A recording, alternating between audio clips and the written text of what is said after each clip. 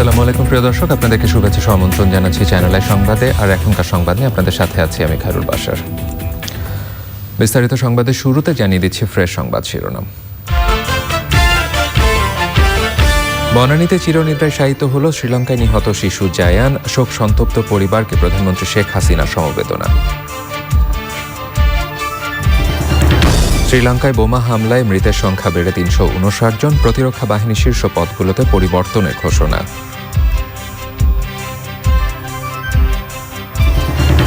Rana plaza ধসে ৬ বছরের দায়ীদের দ্রুত শাস্তির দাবি। যথাযথ পুনর্বাসন না হয় আহত ও ক্ষতিগ্রস্তদের ক্ষোভ। মানবতা বিরোধী অপরাধে নেত্রকোনার হেদায়েত ও সোহরাবের মৃত্যুদণ্ডাদেশ। গণহত্যাসহ ৩ অভিযোগ প্রমাণ।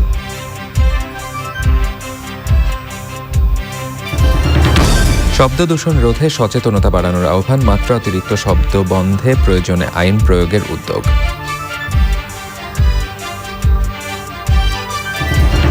এবং বিলুপ্তির ঝুঁকিতে পরিবেশ বন্ধু শকুন সংরক্ষণে সচেতনতা বাড়াতে দিনাজপুরে অবমুক্তকরণ ও আলোচনা।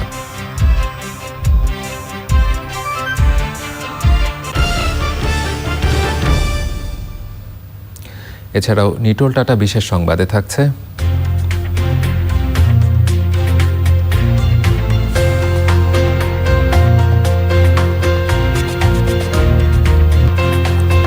বেলজিয়ামের রয়্যাল গ্রিন হাউসের খবর।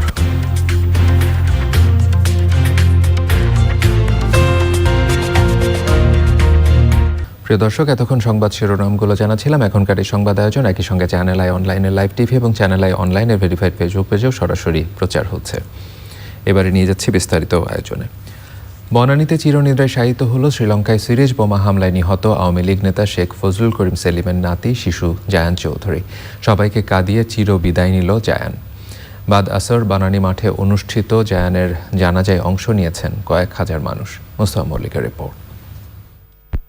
বেলা 12:15টার কিছু আগে শ্রীলঙ্কার একটি বিমানে আসে সিরিজ বোমা হামলায় নিহত আওয়ামী লীগের সভাপতি মণ্ডলীর সদস্য ও প্রধানমন্ত্রী শেখ হাসিনার ফুফাতো ভাই শেখ সেলিমের নাতি জায়ান চৌধুরী। তবে নিথর ছোট্ট দেহটি এসেছে বিশাল এক কফিনে করে। বিমানবন্দরের ভিভিআইপি টার্মিনালে শেখ সেলিম সহ স্বজনরা গ্রহণ করেন জায়ানকে।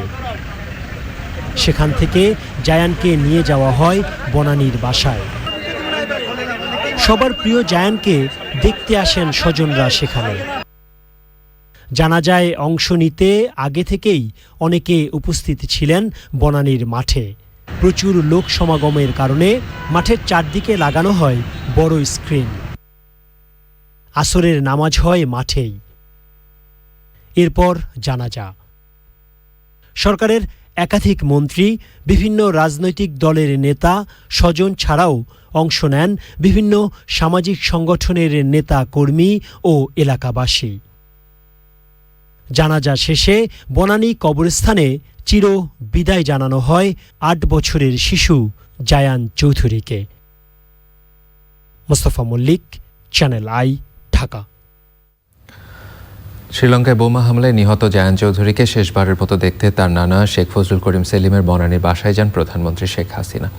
দুপুরে প্রধানমন্ত্রী বনানী পৌঁছে শোক সন্তপ্ত পরিবারকে সমবেদনা জানান। সেখানে কিছুক্ষণ সময় কাটান প্রধানমন্ত্রী।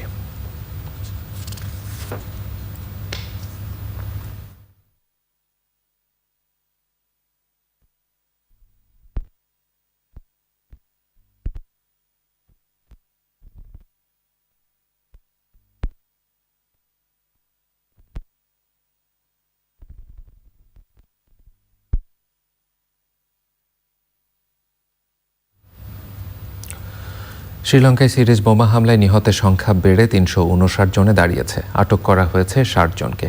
শ্রীলঙ্কার নিরাপত্তা ব্যবস্থা আমূল পাল্টে ফেলার প্রতিজ্ঞা করেছেন প্রেসিডেন্ট মৈত্রিপালা সিরিসেনা। বলেছেন, হামলার ব্যাপারে আগাম গোয়েন্দা তথ্য না জানানোয় প্রতিরক্ষা বাহিনীর শীর্ষ পদগুলোতে পরিবর্তন আনা হচ্ছে। মরদেহ শনাক্ত এবং নিহতদের অন্ত্যেষ্টিক্রিয়া করছেন স্বজনরা। নাফিস ইফতেখারের রিপোর্ট। শ্রীলঙ্কায় হামলার ব্যাপারে একাধিক দেশ আগাম গোয়েন্দা সতর্কতা দিয়েছিল।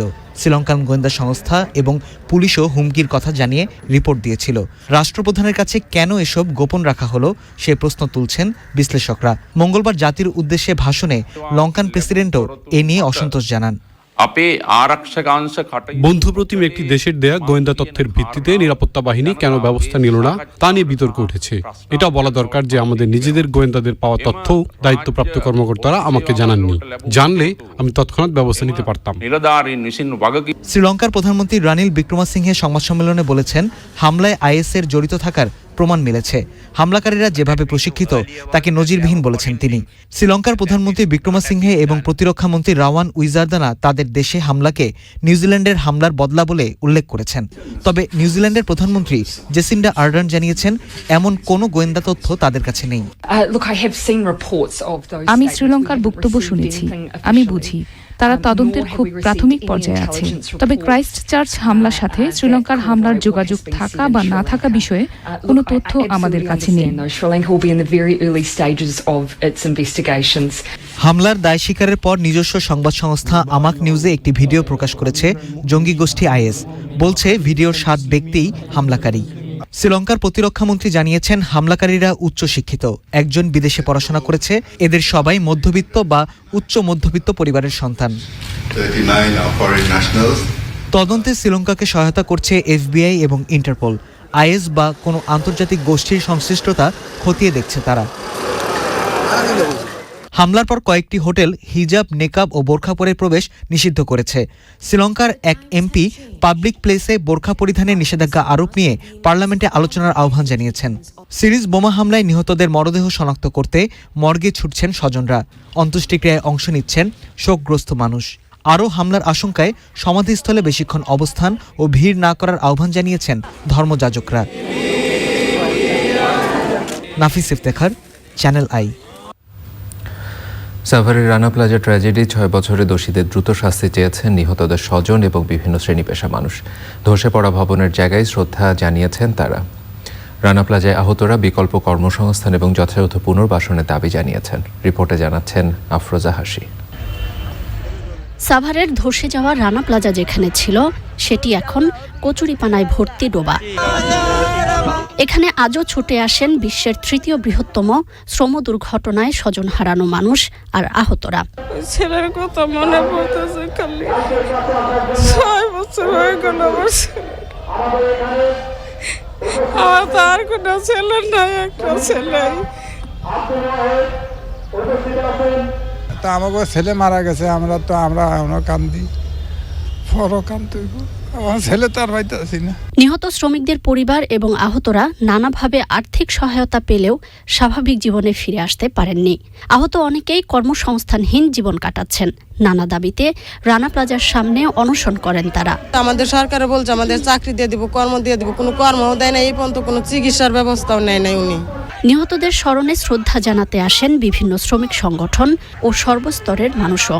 আমরা অবিলম্বে এই 6টি গার্মেন্টস মালিকেরও গ্রেপ্তার দাবি করছি এবং সোহেল রানা সহ সকল মালিক, এর সাথে জড়িত প্রশাসনের অন্য যারা আছে সকলের আমরা দৃষ্টান্তমূলক শাস্তিও দাবি করছি। রানা প্লাজা ধসের মতো আর কোনো মর্মান্তিক দুর্ঘটনা যাতে না ঘটে সে প্রত্যাশা সবার। 6 বছরের আগের সেই রানা প্লাজা এখন আবর্জনা ডোবায় পরিণত হয়েছে, যার জলে মিশে আছে হাজারো শ্রমিকের অসংখ্য স্বপ্ন। আর যারা সেই ঘটনায় বেঁচে গিয়েছেন তাদের কাছে এক বিভীষিকাময় নাম এই রানা প্লাজা। 6 বছরের মাথায় এসে ক্ষতিগ্রস্ত পরিবারের দাবি, যারা এর পেছনের দায়ী তাদের উপযুক্ত শাস্তির আওতায় আনা হোক। সাভারের রানা প্লাজা থেকে আফরোজা হাসি, চ্যানেল আই। মানবতা বিরোধী অপরাধে নেত্রকোনা শান্তি কমিটির সদস্য হেদায়েতুল্লাহ আঞ্জু এবং সৌরভ ফকিরকে 3 অভিযোগে মৃত্যুদণ্ডাদেশ দিয়েছেন ট্রাইব্যুনাল 1। তাদের বিরুদ্ধে আটক, অপহরণ, নির্যাতন, হত্যা, গণহত্যা সহ দেশ ত্যাগে বাধ্য করার অভিযোগ প্রমাণিত হয়েছে। গণহত্যাকে আন্তর্জাতিক সম্প্রদায় স্বীকৃতি দেওয়া উচিত বলে পর্যবেক্ষণ দেন আদালত। মাঝারুল হক মান্নার রিপোর্ট।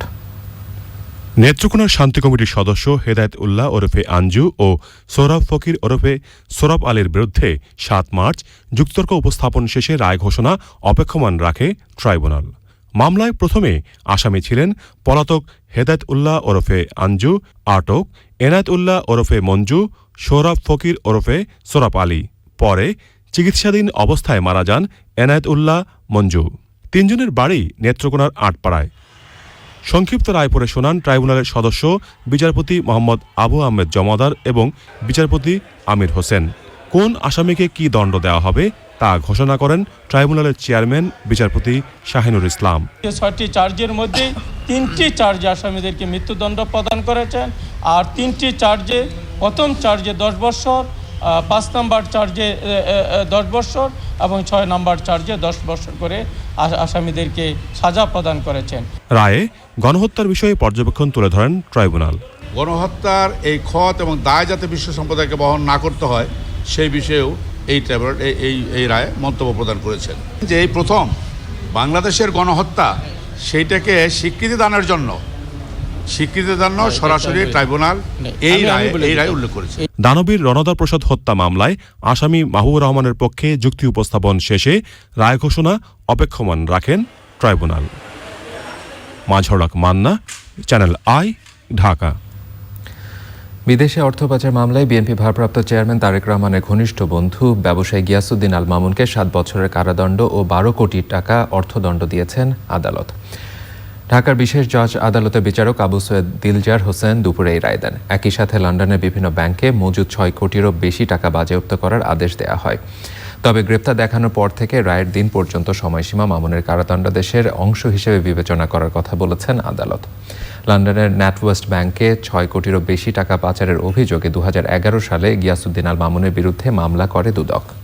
বিগত তত্ত্বাবধায়ক সরকারের আমলে 2007 সালে যৌথ বাহিনীর হাতে গ্রেপ্তারের পর থেকে কারাগারে আছেন গিয়াসউদ্দিন আল মামুন।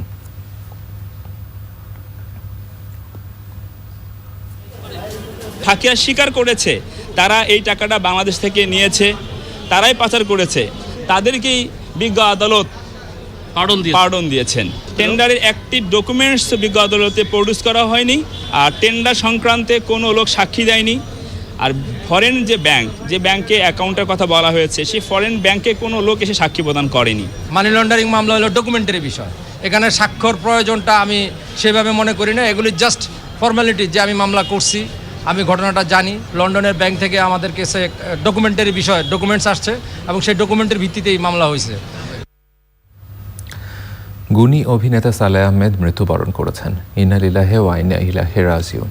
বুধবার বেলা 2:30টার দিকে অ্যাপোলো হাসপাতালে চিকিৎসাধীন অবস্থায় তিনি মৃত্যুবরণ করেন। কয়েক বছর ধরেই সালেহ আহমেদ বার্ধক্যজনিত নানান রোগে ভুগছিলেন। 5 বছরের বেশি সময় ধরে অ্যাপোলো হাসপাতালে নিয়মিত চিকিৎসা সেবা নিচ্ছিলেন তিনি। 83 বছর বয়সী এই দাপুটে অভিনেতার নামাজে জানাজা বাদ এসে অনুষ্ঠিত হবে। এরপর দক্ষিণ খান ফয়াদাবাদ কবরস্থানে তাকে দাফন করা হবে। সালেহ আহমেদের মৃত্যুতে দেশের চলচ্চিত্র অঙ্গনে নেমে এসেছে শোকের ছায়া। সামাজিক যোগাযোগ মাধ্যমে তাকে স্মরণ করছেন সহকর্মীরা। শব্দ দূষণ থেকে মুক্তি পেতে সচেতনতা বাড়াতে হবে। আন্তর্জাতিক শব্দ সচেতনতা দিবসের আলোচনায় পরিবেশ, বন এবং জলবায়ু পরিবর্তন বিষয়ক মন্ত্রী বলেছেন, মাত্রাতিরিক্ত শব্দ বন্ধ করতে প্রয়োজনে আইন প্রয়োগ করা হবে। জাহিদুজ্জামানের রিপোর্ট। আন্তর্জাতিক শব্দ সচেতনতা দিবসে পরিবেশ অধিদপ্তরের শব্দ সচেতনতা সমাবেশ। রাজধানীর শাহবাগ মোড়ে সমাবেশে যোগ দেন গার্লস গাইড এবং স্কাউট সদস্যরা। উদ্বোধন করেন পরিবেশ, বন এবং জলবায়ু পরিবর্তন মন্ত্রণালয়ের মন্ত্রী এবং উপমন্ত্রী। আলোচনায় উঠে আসে শব্দ দূষণে জনস্বাস্থ্যের ক্ষতিকর দিক। সচেতনতার অভাবের কারণে কিন্তু আমরা আস্তে আস্তে ক্ষতির সম্মুখীন হচ্ছি। আমাদের বিশেষ করে ছেলেমেয়েরা এখন কানে কম শুনছে। কানে কম শোনার সাথে সাথে কিন্তু বুদ্ধির একটি সম্পর্ক থাকে, সেই বুদ্ধিও আস্তে আস্তে কমে যাচ্ছে। শব্দ দূষণমুক্ত পরিবেশ সৃষ্টিতে দরকার মানুষের সদিচ্ছা। সচেতনতা সৃষ্টি ছাড়াও প্রয়োজনে আইন প্রয়োগের কথা বলেন মন্ত্রী এবং উপমন্ত্রী। ক্যান্টনমেন্টের ভিতর দিয়ে যখন যান তখন কি একবার হর্ন বাজিয়ে দেখেছেন? তাহলে আপনারা প্রত্যেকেই জানেন যে এটা মেনে চলতে হয়, আপনারা সবাই জানেন, কিন্তু তারপরেও আপনাদের সদিচ্ছার অভাবটাই কিন্তু এই শব্দ দূষণের মাত্রাকে দিনে দিনে বাড়িয়ে তুলেছে। সবাইকে লক্ষ্য করে আমাদের মন্ত্রণালয়ের বক্তব্য হচ্ছে, আমরা দেশকে শব্দ দূষণমুক্ত করতে চাই। সেই কারণে আমরা প্রয়োজনে আইন প্রয়োগ করব। এই আইন প্রয়োগ করে হলেও আমরা এই দেশকে শব্দ দূষণ হতে মুক্ত করতে চাই। অকারণে হর্ন বাজানো থেকে বিরত থাকতে চালকদের প্রতি আহ্বান জানান মন্ত্রী। Zahiduzzaman, channel I, Dhaka. পরিবেশে পরম বন্ধু শকুন প্রায় বিলুপ্ত হতে চলেছে, তাই শকুন সংরক্ষণে সচেতনতা বাড়াতে দিনাজপুরে শকুন অবমুক্তকরণ এবং সচেতনতামূলক আলোচনা সভা হয়েছে। উদ্ধার করা 10টি শকুনকে সেবা পরিচর্যায় সুস্থ করে প্রকৃতিতে ছেড়ে দেওয়া হয়েছে। আরমান হোসেন বরকতে ভিডিও চিত্রে শাহ আলম শাহের রিপোর্ট। শকুন মৃত প্রাণীর মাংস খেয়ে পরিবেশ পরিষ্কার রাখে, কিন্তু চিকিৎসায় ডাইক্লোফেনাক ও কিটোপ্রোফেন ব্যবহার করা গবাদি পশুর মৃত দেহ খেয়ে বিষক্রিয়ায় মারা গেছে অসংখ্য শকুন। এর পাশাপাশি আবাসস্থল সংকট সহ নানা কারণে কমে গেছে এদের সংখ্যা। বিপন্ন প্রায় প্রকৃতির এই পরম বন্ধু। বিপন্ন এই প্রাণী সংরক্ষণে বাংলাদেশে কাজ করছে IUCN, বাংলাদেশ বন বিভাগ, প্রকৃতি ও জীবন ফাউন্ডেশন এবং বাংলাদেশ বার্ড ক্লাব। এরই ধারাবাহিকতায় দিনাজপুরের বীরগঞ্জে জাতীয় উদ্যান সিংড়া ফরেস্টে আয়োজন করা হয় শকুন উদ্ধার ও অবমুক্তকরণ অনুষ্ঠান। ডাইক্লোনোফেনাক এবং কিটোপ্রোফেনের মতো ওষুধগুলো সরকার নিষিদ্ধ করেছে। যে দুটি কারণে, যে ওষুধগুলোর কারণে আমাদের শকুনগুলো হারিয়ে যাচ্ছে। শকুন সহ সকল বন্যপ্রাণী হারিয়ে যাওয়ার আরেকটা অন্যতম কারণ হলো আমাদের বনে যে প্রাকৃতিক বনগুলোতে যে সুউচ্চ গাছগুলো ছিল, সেই গাছগুলো হারিয়ে যাচ্ছে। শকুন বাঁচানোর জন্য একমাত্র পথ হচ্ছে ডাইক্লোফেনাক ব্যান করা, যেটি আমাদের সরকার ইতিমধ্যে করেছে। আরও কিছু ওষুধ যেমন আছে কিটোপ্রোফেন, এগুলোকেও ব্যান করতে হবে। কিটোপ্রোফেন একমাত্র দেশ বাংলাদেশ যেখানে আমরা আমাদের ভালসের যে সেফ জোন আছে, সেই সেফ জোনে কিটোপ্রোফেন ব্যান করা হয়েছে। হিমালয়ান গ্রিফন জাতের 10টি অসুস্থ শকুনকে সুস্থ করে ছেড়ে দেওয়া হয় প্রকৃতিতে। এর আগে উইং ট্যাগিং করা হয়। এখন আমরা বুঝতে পারছি যে এই শকুন যে প্রকৃতির যে ঝাড়ুদার, সেই ঝাড়ুদার আমাদের অজান্তে এই প্রকৃতিকে কিভাবে ভালো রাখতো, রোগমুক্ত রাখতো পচা গলা খেয়ে। তো সেই জায়গাটাই কিন্তু এখন একটি ইনজেকশনের কারণে কিন্তু আমাদের এই শকুনগুলো নির্বংশ হয়ে গেছে অলমোস্ট। এখন প্রায় ধরেন 200-র মতো বাংলাদেশে শকুন আছে, যেটা অবশ্য আমাদের বাংলা শকুন বলি আমরা যেটাকে। এই শকুনগুলো কিন্তু সেটা না, যেটা ছাড়লাম আজকে আমরা, এটা একটু আমাদের দেশের শকুন না। কিন্তু এদের ট্যাগিং করে ছাড়া হয়েছে একটি কারণে, যাতে এই শকুনগুলো আবার যদি ফিরে আসে অথবা যেখানে যাচ্ছে সেখানেও তারা যেন আইডেন্টিফাই করতে পারে এই ট্যাগ দেখে যে কোথা থেকে এরা আসছে। তো এই ধরনের প্রোগ্রাম আসলে IUCN, বন বিভাগ, প্রকৃতি জীবন ফাউন্ডেশন, বাংলাদেশ বার্ড ক্লাব আমরা সবাই মিলে একসাথে করছি এই কারণেই যে যাতে এদের বংশ বৃদ্ধি হয় এবং এরা যেন হারিয়ে না যায় আমাদের পৃথিবীর থেকে। কারণ এরা একটি খুবই উপকারী একটি প্রাণী। এই প্রাণীকে কিন্তু আমাদের যেভাবে হোক রক্ষা করতে হবে। একটা সময় আসলে এটার যে কি উপকারিতা আমরা জানতাম না। ইনফ্যাক্ট শকুন কিন্তু যে প্রকৃতির একটা ঝাড়ুদার। এক সময় কিন্তু আমাদের দেশের শকুন একদম বিলুপ্ত হয়ে যায়। পরবর্তী সময়ে সংরক্ষণ পদ্ধতির কারণে কিন্তু আমাদের দেশের শকুনের এখন এই মুহূর্তে আমাদের দেশে প্রায় 250 শকুনের মতন আছে। বিভিন্ন সময় শকুনগুলা মাইগ্রেট করে হয়তো অসুস্থ হয়ে বিভিন্ন কারণে এগুলো হয়তো এক সময় এক জায়গায় পড়ে গেছে। তখন জনগণ বা এলাকার লোকজন এটা ধরে তারা বন অধিদপ্তর বা IUCN-এর সাথে যোগাযোগ করার পরে আমরা এগুলো নিয়ে আসে এখানে নার্সিং করা হয়। এগুলাকে অসুস্থতা থাকলে এখানে খাদ্য দিয়ে এগুলোকে সুস্থ করা হয়, করে এক পর্যায়ে এগুলা এনভায়রনমেন্ট আমরা ছেড়ে দিই। একই সঙ্গে শকুনের নিরাপদ এলাকা সম্পর্কে জানাতে এবং সংরক্ষণে সচেতনতা বাড়াতে আয়োজন করা হয় আলোচনা সভা। এতে অংশ নেন শিক্ষার্থী সহ বিভিন্ন পেশার মানুষ। পাঠ্যপুস্তকে পড়লেও এখানে এসে বাস্তবে শকুন দেখেন শিক্ষার্থীরা। শকুনের কথা তো বইয়ে পড়ছি, কিন্তু কখনো দেখি নাই। আজকে আমি সিংড়া ফরেস্টে এসে দেখলাম। এক সময় মানুষ শকুনকে অশুভ বা মৃত্যুর প্রতীক হিসেবে কল্পনা করলেও বিশেষজ্ঞরা বলছেন শকুন অশুভ তো নয়, বরং পরিবেশের পরম বন্ধু। নানা কারণে হারিয়ে যেতে বসেছে প্রকৃতির পরম বন্ধু এই শকুন। পরিবেশের ভারসাম্য রক্ষায় এই শকুনকে টিকে রাখতে সরকারের পৃষ্ঠপোষকতার পাশাপাশি জনসচেতনতারও তাগিদ দিচ্ছেন প্রকৃতিপ্রেমী এবং পরিবেশবিদরা। দিনাজপুর থেকে শাহ আলম শাহী, চ্যানেল আই। প্রধানমন্ত্রী শেখ হাসিনার আন্তর্জাতিক সম্পর্ক বিষয়ক উপদেষ্টা ডক্টর গওহর রিজভী বলেছেন, ভারতের নির্বাচন তাদের অভ্যন্তরীণ ব্যাপার। সেখানে বিজেপি বা কংগ্রেস যেই ক্ষমতায় আসুক, বাংলাদেশের সঙ্গে সম্পর্ক ভবিষ্যতে আরও ভালো হবে। ব্রাহ্মণবাড়িয়া সরাইলে আশুতোষ চক্রবর্তী স্মারক শিক্ষাবৃত্তি প্রদান অনুষ্ঠানে তিনি আরও বলেন, নতুন সরকার নতুন ম্যান্ডেট নিয়ে আসবে। অনুষ্ঠানে সরাইলে উপজেলার 10টি মাধ্যমিক বিদ্যালয়ের 65 জন শিক্ষার্থীকে বৃত্তি ও 5 জন সুবিধাবঞ্চিত শিক্ষার্থীকে আর্থিক সহায়তা দেওয়া হয়। যে কেউ পাওয়ারে আসে, যে কেউ ক্ষমতায় আসে, বিজেপি, কংগ্রেস, বাংলাদেশের সঙ্গে সম্পর্ক সবসময় ভালো থাকবে, আরও ভালো হবে, এতে আমাদের কোনো তফাৎ হবে না। কেন এই আমাদের যে রিলেশনশিপ, এটা দুই দেশের মানুষ এবং সরকারের সঙ্গে আছে। শতভাগ ভোট হওয়া স্বাভাবিক নয় মন্তব্য করে প্রধান নির্বাচন commissioner K M Nurul Huda বলেছেন, নির্বাচন সম্পন্ন হয়ে যাবার পর ফলাফল পরিবর্তন বা পুনর্গণনার সুযোগ নেই। নির্বাচন কমিশনের এখতিয়ারেও নেই, এটা কেবল আদালতের এখতিয়ার। ফরিদপুরের জেলা প্রশাসকের সম্মেলন কক্ষে স্মার্ট জাতীয় পরিচয়পত্র বিতরণ কার্যক্রমের উদ্বোধন করে তিনি আরও বলেন, মানুষের ভোটাধিকার প্রয়োগে ইভিএম অত্যন্ত জরুরি। এ সময় ফরিদপুর সহ যে আসনগুলো সংকুচিত করা হয়েছে সেগুলোকে পুনরুদ্ধারের আশ্বাস দেন সিইসি।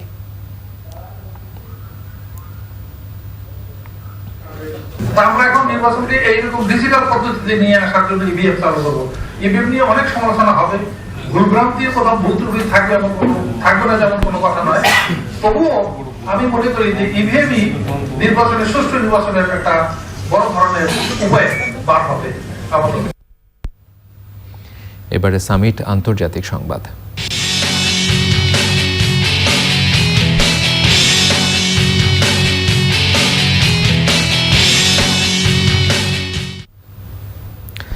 প্রেসিডেন্ট ভ্লাদিমির পুতিনের সঙ্গে বৈঠক করতে রাশিয়া ভ্লাদিভস্তকে পৌঁছেছেন উত্তর কোরিয়ার শীর্ষ নেতা কিম জং উন।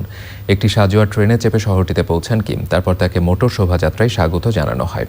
বৃহস্পতিবার ভ্লাদিভস্তকের কাছে রাস্কি আইল্যান্ডের ফার ইস্টার্ন ফেডারেল বিশ্ববিদ্যালয় স্পোর্টস কমপ্লেক্সে পুতিনের সঙ্গে কিম জং উনের শীর্ষ বৈঠক অনুষ্ঠিত হওয়ার কথা রয়েছে।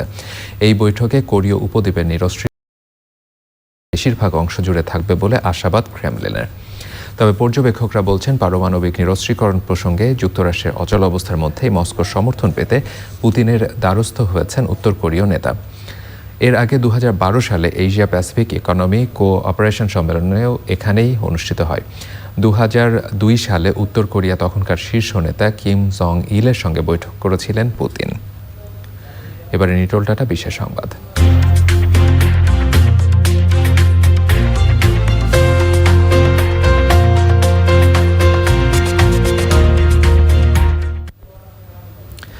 ব্রাসেলসের অন্যতম প্রধান আকর্ষণ বেলজিয়ামের রয়্যাল গ্রিন হাউস আনুষ্ঠানিকভাবে জনসাধারণের জন্য উন্মুক্ত করে দেওয়া হয়েছে। বসন্তকালের এই আয়োজন স্থানীয় পর্যটকদের কাছে অত্যন্ত প্রত্যাশিত। দর্শকরা এখানে এসে খুঁজে পান উদ্ভিদ ও স্থাপত্য বিস্ময়। গ্রিন হাউসের 480 একর এলাকার উপর লোহা আর কাঠের সবুজ কমপ্লেক্সের ভেতরে কত রকম ফুল ও গুল্মের সমাহার। রয়েছে হাজার হাজার ফার্ন গাছ আর তাল জাতীয় বৃক্ষ। এর নান্দনিক শোভা, সৌন্দর্য এবং মাধুর্যের প্রতি বছর আকৃষ্ট হয় লাখো দর্শক। এবার ইসলামী ব্যাংক অর্থনীতি সংবাদ।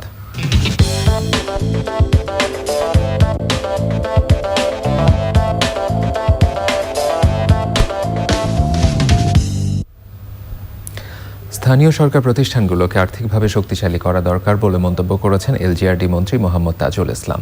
আর তা করতে হলে রাজস্ব আয় বাড়াতে হবে, একই সঙ্গে বাড়াতে হবে মানুষের আয়, এই মন্তব্য করেছেন তিনি। সিপিডির আয়োজনে বাংলাদেশে এসডিজি বাস্তবায়নের নগর স্থানীয় সরকারের ভূমিকা নিয়ে সেমিনারের প্রধান অতিথি বক্তৃতায় তিনি এসব কথা বলেন। আলোচনায় অংশ নেন সিপিডি সম্মানীয় ফেলো ডক্টর দেবপ্রিয় ভট্টাচার্য, অধ্যাপক মোস্তাফিজুর রহমান এবং স্থানীয় সরকার বিশেষজ্ঞরা। স্থানীয় সরকারকে শক্তিশালী করতে স্থানীয় সরকার কমিশন গঠন করা দরকার বলে মত দেন সংশ্লিষ্টরা। এবারে A1 সাউন্ডলেস ওয়াটার পাম্প কৃষি সংবাদ।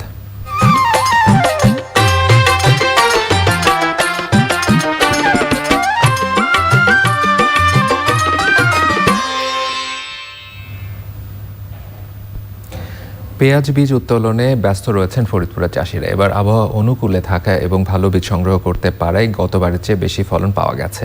শাহাদাত হোসেন তিতুর পাঠানো তথ্য ও ভিডিও চিত্রে সুদীপ্তা মাহমুদের রিপোর্ট। ফরিদপুর সদর উপজেলার অম্বিকাপুর ইউনিয়নে গোবিন্দপুর গ্রামে বংশ পরম্পরায় চাষাবাদ হয়ে আসছে পেঁয়াজ বীজ। নভেম্বর ডিসেম্বর মাসে রোপণ করে চৈত্র বৈশাখ মাসে বীজ উত্তোলন করেন কৃষক। আবহাওয়া খুব ভালো ছিল, এবার আমাদের এই জায়গা কোনো ভালো মশা হয় নাই, আল্লাহর রহমতে খুব ভালো দিছে, ফলন খুব ভালো হয়েছে। এই পেঁয়াজ কাইটা শুকাবো, শুকিয়ে চাঙ্গে তুলবো, আর হলো এই যেগুলিকে হাইটা আমরা লার্কি হিসেবে ব্যবহার করব। পেঁয়াজ বীজ চাষাবাদে এবার বেশি সাফল্য আসবে বলে মনে করে কৃষি বিভাগ। আর আমরা এই পেঁয়াজের মৌসুমে আমরা এই দানা তুলে দিয়ে পেঁয়াজ নিয়ে আমরা 12 মাস এই পেঁয়াজ খাই। এই বছরে আবহাওয়াটা অনেক অনুকূলে, বীজের দানা চাষের জন্য খুব অনুকূলে ছিল। এই বছরে আমরা আশানুরূপ ফল পাবো। এই বছরে আমাদের কোনো ঝড় বৃষ্টিতে ক্ষয়ক্ষতি হয় না আমাদের এই অঞ্চলে। এবছর 1830 হেক্টর জমিতে পেঁয়াজ বীজ আবাদ হয়েছে। ফলন পাওয়া গেছে 1060 মেট্রিক টন। কৃষি সম্প্রসারণ অধিদপ্তরের পক্ষ থেকে আমরা মৌসুমের শুরু থেকেই পেঁয়াজের বীজ উৎপাদন কৌশল আমরা এ বিষয়ে প্রশিক্ষণ দিয়েছি এবং নানা রকম কারিগরি প্রশিক্ষণ দিয়ে যাচ্ছি, পরামর্শ দিয়ে যাচ্ছি। কৃষক জানান প্রতি বিঘায় পেঁয়াজ বীজের ফলন পাওয়া গেছে 2 থেকে 2.5 মণ। Sudipta Mahmud, Channel I. এখন দেখবেন প্রকৃতি সংবাদ।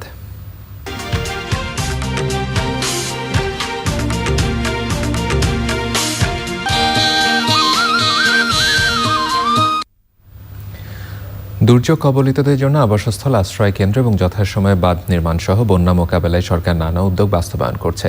বাংলাদেশে বন্যা মোকাবেলায় আন্তর্জাতিক এনজিওগুলোর 5 বছর মেয়াদী কর্মসূচি সূচনা সভায় দুর্যোগ ব্যবস্থাপনা ও ত্রাণ প্রতিমন্ত্রী বলেন, সরকারের এসব উদ্যোগ বাস্তবায়নের পর দুর্যোগে মানুষের ঝুঁকি অনেক কমে যাবে। সাইদুজ্জামানের রিপোর্ট।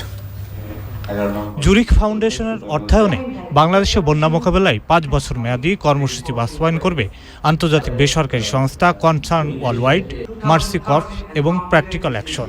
দুর্যোগের ঝুঁকি কমাতে সারা বিশ্বের 10টি দেশে একযোগে এই উদ্যোগ বাস্তবায়ন করছে ফ্লাড রেসিলিয়েন্স অ্যালায়েন্স। প্রকল্পের আওতায় বাংলাদেশের 3টি জেলা থেকে প্রথমে ডেটা সংগ্রহ করা হবে। বেসড অন দ্যাট ডাটা আমরা উইথ কমিউনিটি এবং ইনস্টিটিউশনের সাথে will design the intervention, will plan the intervention, এবং তখন আমরা দেখতে পাবো যে কোন ইন্টারভেনশন, কোন অ্যাপ্রোচ এটা ইফেক্টিভলি রেজিলিয়েন্সকে এনহ্যান্স করার জন্য কাজ করেছে। অ্যাপ্লিকেশন তৈরি হচ্ছে, যে অ্যাপ্লিকেশনের মাধ্যমে যারাই ফ্লাডে ভলেন্টিয়ার হবেন তারা এনরোল করতে পারবেন, এনরোল অবস্থায় থাকবেন, এবং যখন কোনো বন্যা যদি কোনো এলাকায় হয় তখন যেই সমস্ত ভলেন্টিয়ার অ্যাক্টিভেটেড হবেন, অ্যাক্টিভেটেড উবার ড্রাইভারের মতো, তারা কিন্তু অ্যাক্টিভ থাকবেন অনলাইন। এসডিজির লক্ষ্য অর্জন এবং বদ্বীপ পরিকল্পনা 2100 এর মধ্যে দুর্যোগ মোকাবেলার অনেক কর্মসূচি বাস্তবায়ন করা হচ্ছে। এর বাইরেও দুর্যোগ কবলিতদের জন্য নানা প্রকল্প নিয়েছে সরকার। বন্যা আশ্রয় কেন্দ্র আমাদের প্রায় 700 মতো বন্যা আশ্রয় কেন্দ্র বন্যা উপদ্রুত এলাকায় আছে। আরও 423টি বন্যা আশ্রয় কেন্দ্র নির্মাণের আমরা প্রকল্প গ্রহণ করেছি। 50টি টেন্ডার ইতিমধ্যে হয়ে গেছে, বাকিগুলো এই বছরের মধ্যে সম্পন্ন হবে এবং আমরা মোট 7000 বন্যা আশ্রয় কেন্দ্র করার পরিকল্পনা করেছি। শুধু 3টি জেলায় নয়, সারা দেশে সরকারের পাশাপাশি বেসরকারি সংস্থাগুলোকে দুর্যোগ মোকাবেলায় এগিয়ে আসার আহ্বান জানান প্রতিমন্ত্রী। Zahiduzzaman, channel I, Dhaka. এবারে পপুলার লাইফ ইন্স্যুরেন্স বাণিজ্য সংবাদ।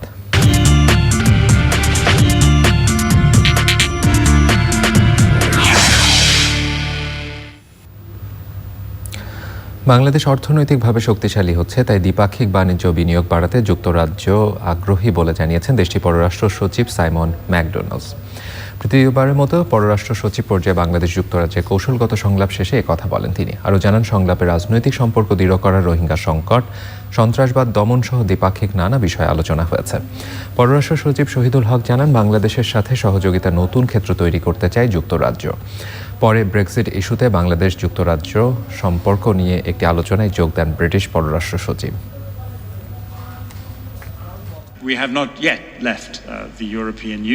যুক্তরাজ্য এখনো ইউরোপীয় ইউনিয়ন থেকে বের হয়নি। সেটা কিভাবে হবে সেটা প্রক্রিয়াধীন। তবে ব্রেক্সিট প্রক্রিয়াতে বাংলাদেশ যেন বিশেষ বাণিজ্যের অংশীদার থাকে সেদিকে গুরুত্ব দেওয়া হবে। দেশের পর্যটন খাতে বৃহত্তম ট্যুরিজম সাইট বিন্দু 365 পোর্টালে যাত্রা শুরু হয়েছে। জাতীয় প্রেস ক্লাবে উদ্বোধনী অনুষ্ঠানে যে উপস্থিত ছিলেন র্যাবের মহাপরিচালক বেনজির আহমেদ, নাট্য ব্যক্তিত্ব শমী কায়সার, জয়া আহসান, উদ্যোক্তা সাব্বির আহমেদ সহ অন্যরা। বক্তারা বলেন, এই পোর্টালের সাহায্যে দেশি বিদেশি পর্যটক ও পর্যটন খাতে বিনিয়োগে আগ্রহী ব্যক্তি ও প্রতিষ্ঠান সমানভাবে উপকৃত হবেন।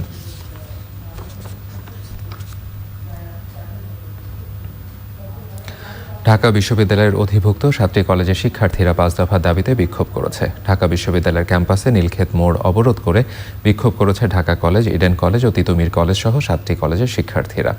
পরে ঢাকা বিশ্ববিদ্যালয়ের প্রক্টর গোলাম রাব্বানী বিক্ষোভস্থলে এসে তাদের দাবি দাওয়া নিয়ে আলোচনা করার কথা বলেন। পরে আন্দোলনকারী শিক্ষার্থীরা আজকের জন্য বিক্ষোভ কর্মসূচি স্থগিত করেন।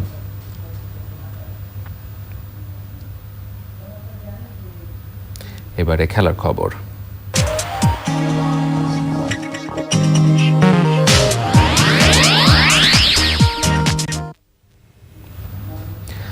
বিশ্বকাপের আগে আয়ারল্যান্ড সিরিজকে চ্যালেঞ্জ মনে করছেন বাংলাদেশ দলের ওপেনার তামিম ইকবাল।